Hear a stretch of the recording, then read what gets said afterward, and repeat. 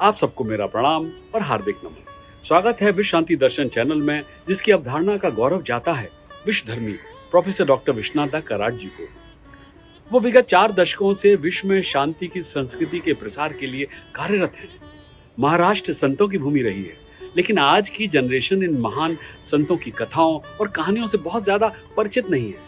इसीलिए इस कमी को विश्व शांति दर्शन के मंच पर हम संत धारा के वीडियोस के माध्यम से पूरा कर रहे हैं। कहानी चल रही है संत तुकाराम महाराज की।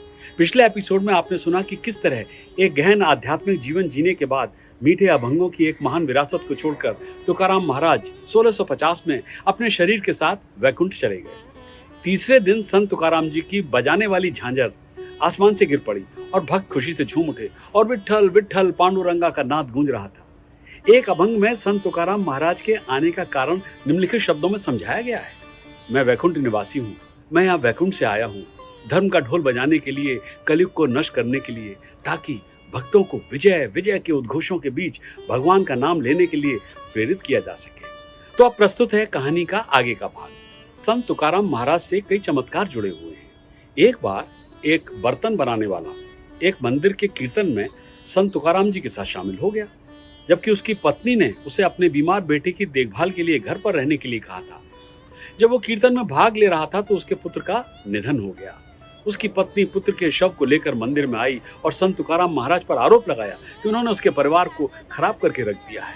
उसने कहा कि भगवान का नाम उसके लिए अशुभ साबित हुआ था। संत तुकाराम ने उत्तर दिया कि भगवान का नाम कभी भी किसी के लिए अशुभ नहीं हो सकता है, और ये कहकर उन्होंने भगवान का नाम जोर जोर से जपना शुरू कर दिया। उनके साथ मंदिर में मौजूद अन्य लोग भी शामिल हुए।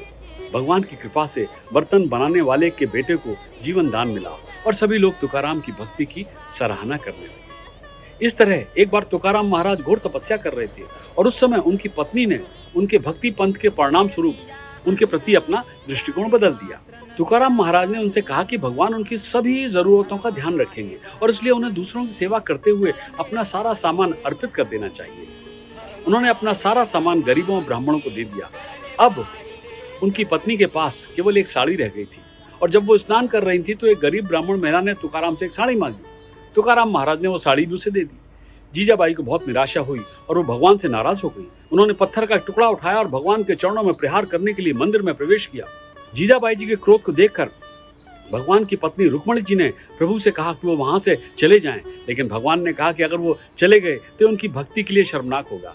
जीजाबाई ने जैसे ही मंदिर में प्रवेश किया तो मंदिर के दरवाजे बंद हो गए और रुक्मणी जी ने जीजाबाई को बहुत सारा धन और पहनने के लिए कपड़े दिए।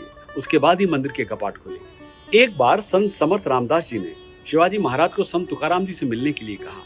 शिवाजी महाराज तब संत तुकाराम जी से मिले और उनकी महानता को समझा। अब वे बार बार संत तुकाराम महाराज से मिलने जाते थे। शिवाजी महाराज संत रामदास और संत तुकाराम जी को अपनी 2 आंखें मानते थे और उन दोनों से परामर्श और आशीर्वाद लेने के बाद ही अपना हर नया काम शुरू करते थे। एक बार शिवाजी महाराज ने संत तुकाराम की अनुपस्थिति में अपने खजाने से बहुत सा धन उनके पास भेजा। तुकाराम घर आए और खजाने के ढेर को देखा। वो तुरंत पीछे हट गए जैसे उन्हें किसी सांप ने डस लिया हो। फिर उन्होंने पदाधिकारियों से कहा कि वे जो कुछ भी लाए थे उसे वे वापस ले जाएं, क्योंकि विट्ठल उनका संपूर्ण खजाना था। संत तुकाराम की इच्छाओं पर विजय और त्याग की भावना से शिवाजी महाराज बहुत प्रभावित हुए। वे उन दिनों निष्पक्षता और समानता के आधार पर हिंदू राज्य की स्थापना के प्रयास कर रहे थे। शिवाजी महाराज की इच्छा थी कि तुकाराम कम से कम एक बार उनके शाही दरबार में आए। उन्होंने उन्हें आमंत्रित किया और बहुत से लोगों को उन्हें लाने के लिए भी भेजा, लेकिन तुकाराम महाराज ने यह कहते हुए मना कर दिया कि इससे कोई फायदा नहीं होगा। इसके बजाय उन्होंने शिवाजी महाराज को भगवान को याद करने और गरीब लोगों की सेवा करने की सलाह दी। एक बार पंढरपुर में शिवाजी महाराज के आदेश पर संतों का एक महान स्मरणोत्सव का आयोजन किया गया। सभी व्यवस्थाएं की गई थी और इस अवसर पर शिवाजी महाराज स्वयं उपस्थित थे। संत तुकाराम, समर्थ गुरु रामदास के अलावा उत्सव में देश के कोने कोने से कई संतों ने भाग लिया था।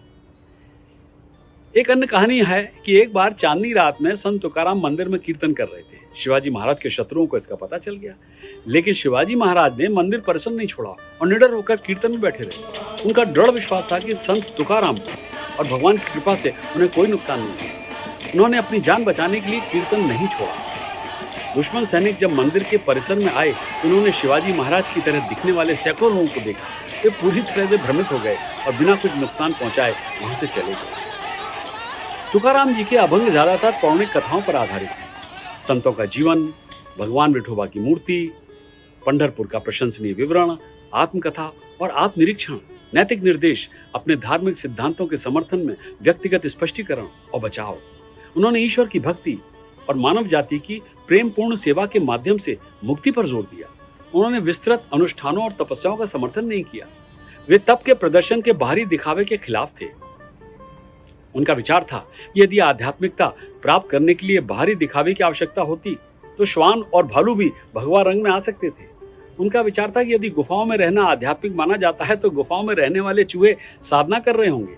इसलिए वो ईश्वर की भक्ति में ईमानदारी के पक्षधर थे। संत ज्ञानेश्वर की तरह संत तुकाराम सिद्धियों की प्राप्ति के अधिग्रहण के विरोध में थे। उन्होंने अपने श्रोताओं से भक्ति की परंपरा के वस्त्रों को त्यागने का आग्रह किया, क्योंकि वे अक्सर एक भक्त को भगवान के प्रति प्रेम और भक्ति में बढ़ने से रोकते थे। उन्होंने अपने अनुयायियों को सभी में ईश्वर को देखने और ईश्वर को जीवन का केंद्र बनाने का आह्वान किया। ओहो, शंखनाद, शंख की आवाज गूंज उठी है। एक बार फिर याद दिला रहा है ये नाद कि संत तुकाराम की कहानी को यहीं देना होगा विराम। अगली बार सुनेंगे आगे की कहानी। और हाँ, अगर आपने चैनल को अभी तक सब्सक्राइब नहीं किया है तो अवश्य करें। नए वीडियोस के ऑटोमेटिक अलर्ट्स के लिए देखते रहिए विश्व शांति दर्शन।